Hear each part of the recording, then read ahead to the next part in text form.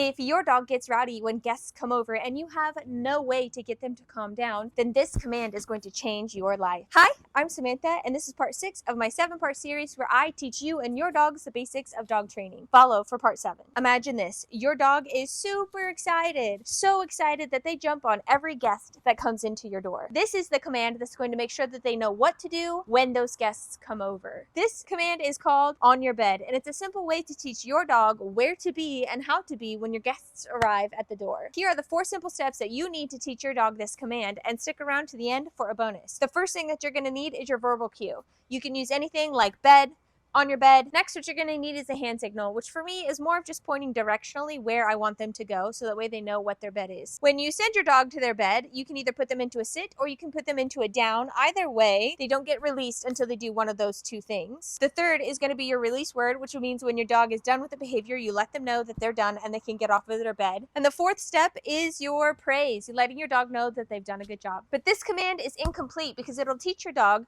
to perform an action within this confined set of circumstances. So what we want to do is broaden that set of circumstances, and that includes things like distractions. You're going to want to practice this before your guests come over. When your guests are arrived and at your door is not the time to introduce or teach your dog to go to their bed. You want to make sure that they already know what all of the steps are to going to their bed before your guests arrive. To lock in this command, the thing that we're going to practice are the 3 Ds. First is going to be your distance. When you're first teaching your dog to go to their bed, you're going to want to be really close to your bed. That makes it very easy for them to understand the context of what it is you're asking. And then you want to move further and further away as you're sending your dog to their bed. The second D is going to be duration. You're going to want your dog to hold that position for a longer and longer period of time. When you first send your dog there, they're only going to be able to hold that command for a short period of time. So you want to increase the amount of time that they are holding that command. The third D is going to be distraction. You want to increase the number of distractions going on while your dog is holding that behavior, which is going to increase the reliability of them